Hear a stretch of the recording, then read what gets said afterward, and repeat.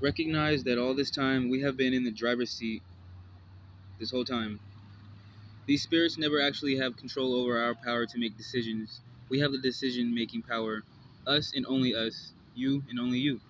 Spirits can only whisper suggestions, ideas, plant seeds of suggestions in our mind, and when we have trauma wounds that can trigger us into uncomfortable feelings and thoughts that we prefer to avoid, those very things become the blind spots of our minds that the lower vibrational spirits can hide in and pull on those strings. That's how we can feel like a hidden influence has control over our life, our behavior, and emotional, impulsive reactions, and even our coping mechanisms. Everything we do out of avoiding a part of ourselves that we reject because we don't like the idea of thinking of ourselves in such a vile manner, reinforces our tendency to do more of the avoiding, procrastinating, self-loathing, coping, seeking ways to escape any situation that forces us to confront the truth of the side of ourselves that we reject. Because we are the ones doing the judging and rejecting of ourselves, because we don't want to believe that we are or once was that kind of person to make the decisions that we're ashamed of. That summons feelings of guilt and unworthiness of a life of plenty, joy, prosperity, and pleasure. Rejecting that part of ourselves that made decisions from a place of ignorance actually creates the energetic blockages that causes us to feel unworthy of the things that are truly good for us. It causes us to self-sabotage because subconsciously we are telling ourselves we deserve lack, we deserve punishment, we deserve judgment and misfortune. The part of ourselves we reject and judge as bad becomes becomes the perceived hidden force that controls us through our blind spots, which we think is outside of ourselves. We project it outside of ourselves because it's a part of ourselves we're rejecting, so we're separating ourselves from ourselves. And the blind spots are the parts of ourselves we refuse to acknowledge, that we avoid giving attention to, that we refuse to accept as a part of ourselves because we've been programmed to believe we are only supposed to be good and perfect when that a completely unrealistic idea of perfection. We are born in ignorance because this life is a learning experience. So at first we are just experiencing life, making decisions in life, truly just chasing emotions and a way we want to feel. We get ideas of things we can do to that we think would bring us those desired feelings.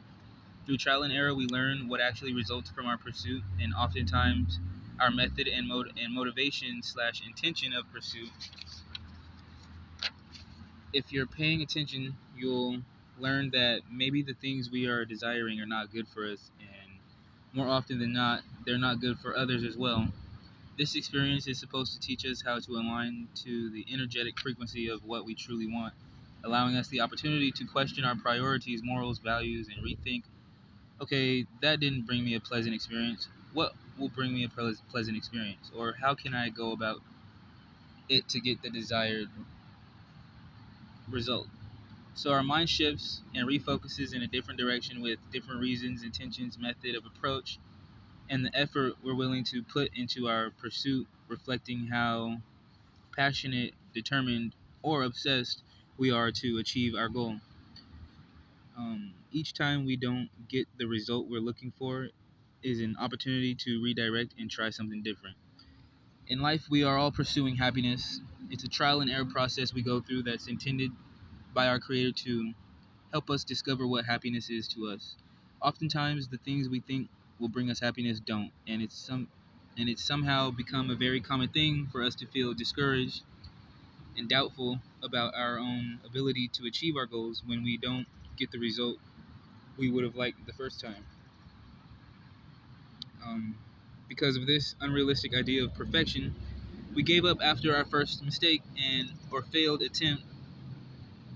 This has become so burdensome and has caused a hindrance in our motivation to even initiate the pursuit or make effort in the direction of our goals because we fear failure, trying to live up to the expectations of perfection that has no room for failure.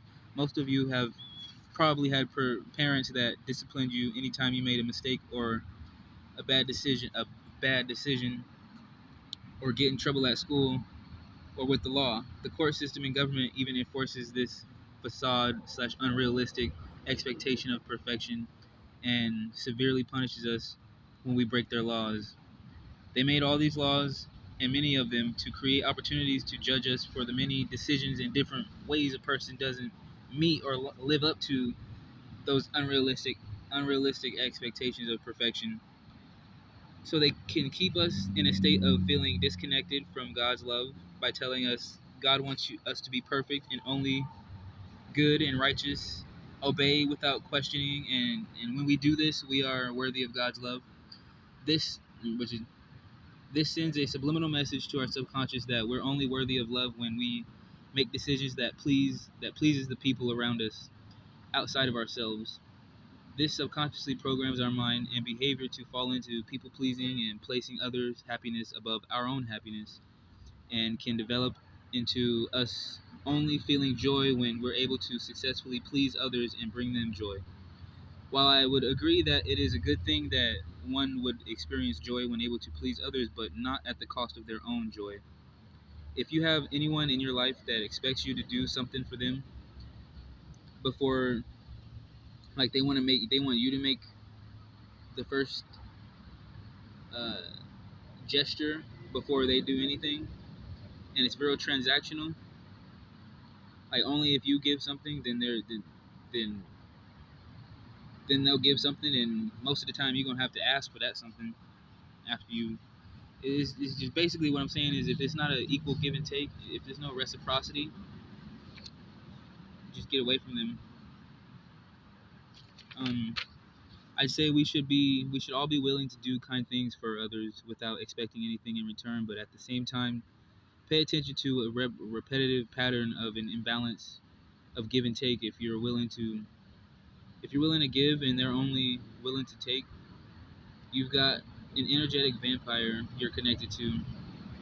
Depending on how much the connection means to you, you can address this imbalance, and inform them that if there's no reciprocity of the same respect, love, and generosity, then out of respect for yourself and them, you'll have to set the healthy boundary of I'm gonna need you to be willing to do for me what the things you ask me to do for you, or leave me alone. And don't waste either of our time. The governing organizations have been withholding this truth from us and have been intentionally keeping as many people as possible stuck in stagnancy and low vibrational life experiences by creating laws for us to abide by, and knowing by our natural design there will always be people that break a law because they are aware that as humans, government is aware that us as humans, we make mistakes as a natural part of the learning process of the life experience. So they overwhelm us with laws and expectations of perfection, knowing we're not, nor is anyone capable of their idea of perfection, so they can judge us and punish us. They set us up for failure intentionally. It's a lose-lose situation trying to please the courts or any fucking law official, police, judge, etc. They only seek to stay in power and control over all that are blind to the truth. They are a bunch of bullies and predators with childlike attitude, mindset, and tendencies, throwing temper tantrums whenever the truth is exposed. They're very aware of what they're doing, and fear their inevitable consequence that is to come when the masses all collectively wake up and realize how our ignorance they've been taking advantage of our ignorance that they make sure of by manipulating our minds through fake news, controlling the media and information that gets broadcasted, deleting or buying deleting or burying real actual informative news, or by paying people to purposefully create misleading informative content, conspiracy theories, or by falsely rationalizing exposed truth to undermine or discredit the people exposing real truth that they hide from us, to create confusion, to delay people from catching on, causing us to battle back and forth inside of ourselves with contradictory information. I'll help you guys to realize how simple your decision is. When you're presented with information that has two sides of the story being argued that are in contradiction to that are contradictory to each other, your options are really very simple. It's only 50-50 chance of you know of either side being the truth. One side is the truth, one side is the lie. You decide. Who makes the most sense? Which side presents information that makes you instantly comprehend the validity, possibility of what's being said? And which side of the argument presents information that stirs up never-ending confusion and leaves you with asking more questions and leaves you feeling like all they did was discredit information the other side is saying without giving you an answer as to what the truth really is. I'll make it even easier for you. Everyone that's been a government official for the past since you were born, since before our parents were born, is just trying to keep their position of power, control, authority, and influence because since they've abused their authority, the day they lose that position becomes the day they begin to live out in real time the consequences of all their evil, selfish, manipulative, corrupt decisions they've made, all the people they've killed, whose lives they've ruined and stole due to lies they were told and information they withheld, the anger and wrath they're going to receive from the very people they've harmed, and then try to come through as the hero of the day just to put a band-aid on someone who lost a leg and an arm and an eye. The help they give isn't even the help that's actually needed to make the necessary impact, because they need us to be weak and unable to defend ourselves to ensure their security in their position to be able to classify us as not a threat. I say every government official morality, intentions, vision of impact they wish to make in the community and world needs to be questioned.